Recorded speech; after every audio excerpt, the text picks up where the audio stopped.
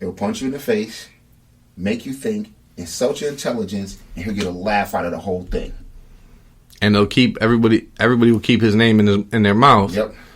Because when he talked about one of his good friends that died, she committed suicide, I believe, right? Mm-hmm. And everybody was up in arms about a transvestite joke or whatever, transgender jokes, and he was like, "She didn't." Mm-hmm. Listen, I'm not like, and this is not anything like I like Tracy Morgan, but I'm not really like when I watch his stand up, I'm not really a fan of him. Like he's funny sometimes. I like Tracy Morgan because he was Hustle Man on Martin. But he said one joke in one of his stand-up specials. I will not repeat it now, but that shit made me laugh. And it was about how people get so offended. And all I will say is, he said, you could take this, but you can't take a joke. And I remember that to this day, one of the funniest things I've ever heard in my entire life. But just like right now, it made me go like this. Funny, but it's true. Yeah. All right. So I got to get to my Mount Rushmore. One person that will never get taken off of Mount Rushmore. Martin Lawrence. Oh yes, most definitely. Please. Oh my. Yo. Run tell that. Yo, just the fact the sweat glistening all over your body. But the funniest joke from that whole thing was when he was talking about that girl Erica. Erica, your left eye is damn near on the side of your face. I can't be in the other room and you looking at other people. To this day, if one of my boys was here, all he would do is go all over your body, and I'm done. I'm out. I'm like, there's just certain things that just remain. Like, there's so much comedy right now that it's hard sometimes. Like, you ever go on, like, Netflix or something, there's a comedian you never heard of before, but you like, I'm going to watch him? Yeah. Just because it's got to be funny? Yep. You know who else is funny? George Lopez. Oh, hell yeah. George Lopez is hilarious. Yes. And it's funny because you think sometimes, like, these comedians, man, how is it possible that we could watch all these different comedians from all these backgrounds and they make you laugh? There's a dude, Sebastian Maniscalco. And my father, of all people, was like, you got to watch this guy. Yeah. I heard of him, but I'm like, Just looking at the cover, I'm like, probably not going to like it. Dude, I watched it over COVID. Hilarious. I'm like, yo, because it's angry and he's criticizing shit and it's hilarious. Like Kevin Hart, because he talks about like divorce, he talks about his kids, like talks about his father. Yeah. You gonna learn today. You gonna learn today. Dad, how you gonna? All right. Ain't got no drawers on with sweatpants. What the fuck? But anyway, go ahead. Yo, how about when he had his grandma's funeral? You know what she got that over there sucking dick from money? Yeah. Oh my God. Or his uncle. You ever go night night? Oh yeah. One cell, one bed, one pillow. You ever go night night? And everybody, and if you know somebody that got out of jail, every single person that you talk to that gets out of jail will tell you a jail story that you just like, no, that didn't happen. Yep. Yo, I walked out in the yard and there was 10 dudes trying to stab me, but I got him. So you ain't getting no scratches. You don't got no scars from that battle. 10 dudes with shanks. Not one cut. All right, Steven Seagal, you bullshitting. You Rambo now? Like, even Rambo had to get stitches. He had to burn take the bullet and burn it. Come on, man. Yes. If Rambo can get stitches, then your ass, I know you. You can't fight. What are you talking about? I'll be doing push-ups every day. Bitch, you still look skinny. Shut up. It's like me saying I go to the gym every day. People that give you that Martin. Yeah. But, man. Ooh, and when most of them got their own TV shows, the parts I used to look for, especially in Martin, stuff like that, when they all used to break character, because Martin was always acting like that improv, yeah. Oh, especially the New Jack City scene with the Rottweiler dog. And if you watch that scene, you see Tommy over in the corner. He has to turn his head and cover his face because he's over there dying. Yo, that's what used to get me. Like, you ever watch like in Living Color, like SNL when they had like classic people on there, and they lose it mid scene, and they just like, yo, you start laughing because you know that's how it used to be in school. That's how I used to be in school. A teacher say something. Can you please turn to page 69? Yep. Yep. Or like that episode of Martin when David Alan Grier was on there. He was playing the Reverend, and he was coming in singing. I forgot what song he was singing, but you see Martin sitting in the pews over there just dying, trying to hold in his laugh.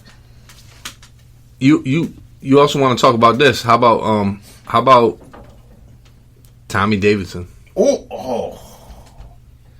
Yo, the one when he's in D.C. and he talks about how the Spanish kid, I see you giving all the other kids little snickitos, but you don't give me. I want snickitos. Right, and or when he talks about Frosted Lucky Charms, yes,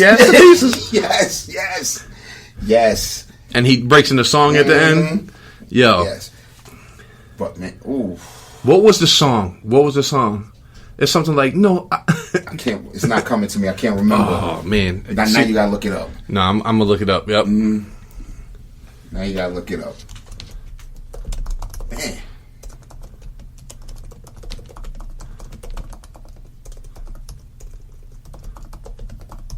I forgot about Tommy. Tommy Davidson was hilarious. Yes.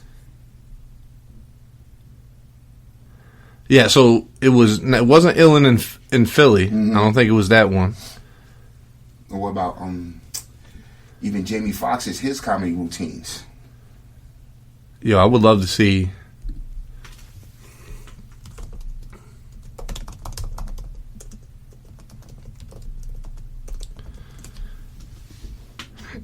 It's something like No Cheese. I'm telling you, yo, how do I forget this? Because my wife and I talk about this all the time. See. All right, we're going to pause real quick. And we'll be right back to share with you what we found. All right, so we found it. It's called Taking It to D.C., right? And he's talking about the national anthem. And how they're like remix the national anthem. Hilarious. Hilarious. I suggest if you like comedies, go back and watch it. It's 30 minutes quick. But it's funny. And then the one, is it Illin in Philly? Where he talks about the juicy fruit and how inappropriate it is. How erotic and inappropriate it is to be on TV. It's hilarious. So what else you got? You got anything else? No, that's my list. In all honesty, Eddie Murphy, of course, Richard Pryor, the Kings of Comedy. Okay. Dave Chappelle, Cat Williams, Kevin Hart, Chris Rock. All right.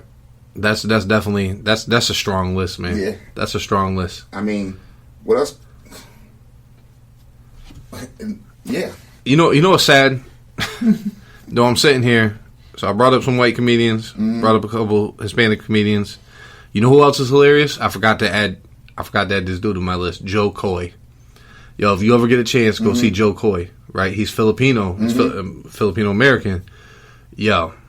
Hilarious. When I tell you hilarious, like, yo, he talks about the CPAP machine and his newest special, but I'm telling you, he is funny because he just I also love comedians that can like I love that, like Gabriel Iglesias, right? He'll talk about like his mom and he'll like, oh, ay bendito, and he does the voiceover and it's hilarious, and he does all these different things. Same thing with Joe Coy when he like brings his mom and how his mom sounds.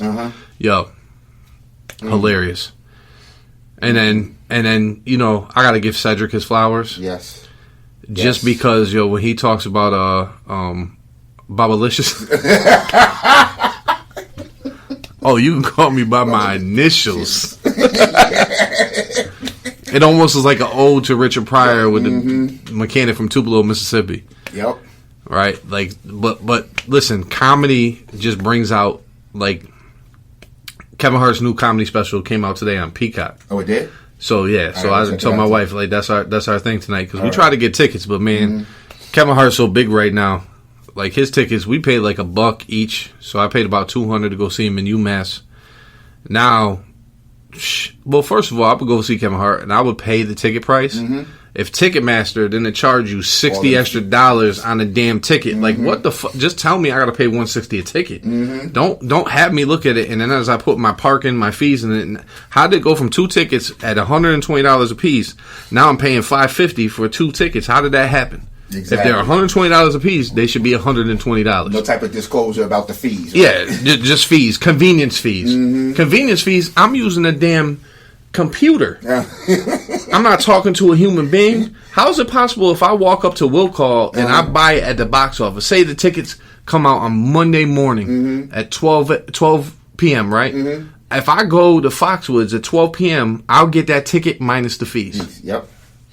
That's not. And they don't even send you a physical ticket anymore. I remember it used to be a cool thing. You get your ticket, you put it in a book, and it's like memories forever. Now, when we went to the NBA Finals last year with me and my boy, he was like, "Yo, I get the tickets electronically." I'm like, "Yo, I would love to have an NBA Finals ticket stub to like put in in my collection, scrapbook or something like that." Yeah, I'm like, "Yo, what the that shit'll be worth like $80, $80, $90, $100. People will pay $100 for a ticket to an NBA Finals game."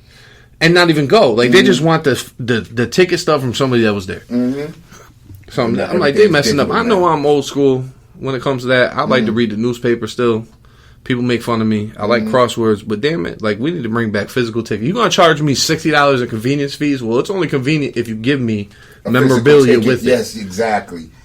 I can't. What am I going to do? Look at my phone and go, oh. You better take a lot of pictures. Am I gonna even some of the shows they even allow you to take your phone. But not even that, dude. If I'm going to see Kevin Hart, I'm going to see Cedric, I'm going to see Eddie Murphy, I'm going to see Dave Chappelle. I don't want my damn phone out. I want to be in the moment right there. At the end, I would love to take a picture because that's what happens a lot of times. I know Gabriel Iglesias did it. I know Kevin Hart did it. He was like, "All right, take your phones out now. Thank you for being supportive and take a picture." Because they shoot 60, 70 shows in cities, and then they pick the best one for their specials. But when they show like maybe the introduction, they might show people from. Well, let's say they have a show in L.A., but show the introduction from St. Louis. Yeah, and listen, Dave Chappelle will tell you too, man. Remember when he went out that time and like he had like 3 or 4 shows and he bombed and people kicked him off the stage and this and that in Detroit. Yep. Detroit. Even in Hartford, they said he was struggling. Dude, Dave Chappelle will always be one of my favorite comedians just because of what he did to Sesame Street. 1, 2, 3 hoes. And then get it together, Grouch. As I step over, get it together, Grouch. No, my favorite line, and I even used to say that, "Gotcha, bitch." Yeah. Oh, shit. Listen, I know he feels a certain type of way about the Chappelle Show. But that first season of Chappelle Show was comedy genius. How he flipped the milkman around. I can't even talk to people about that because of the name of the family. But that, or like, what's the dude's name? Ashley Larry was hilarious. Ashley Larry was funny. Yeah. But what's the dude? Which one? You talk about the crackhead? No, Clayton Bigsby. Clayton Bigsby. The blind black dude that was in the Ku Klux Klan. That was a racist. Where they at? And then obviously, and he said he had to divorce his wife because she married You said it. This is people. That's Coach Barry. I can't. Don't put that in my. It was comedy, and it was funny. Listen, that shit was hilarious. Some of my favorite sketches, like obviously Rick James. Yeah. Fuck your couch. Charlie Murphy being the storyteller. Charlie, and all that. Great. Yep. One of my favorite skits of all time, though, is when Keeping It Real goes wrong. Ooh. She received a prank phone call. She could have just let it go. But no, that's not what she does. On the next, when Keeping It Real goes wrong. It was 12 o'clock in the evening. She was waiting for her man to come home. She thought he was cheating. Or in the club, when you spilled the drink, he could have turned around.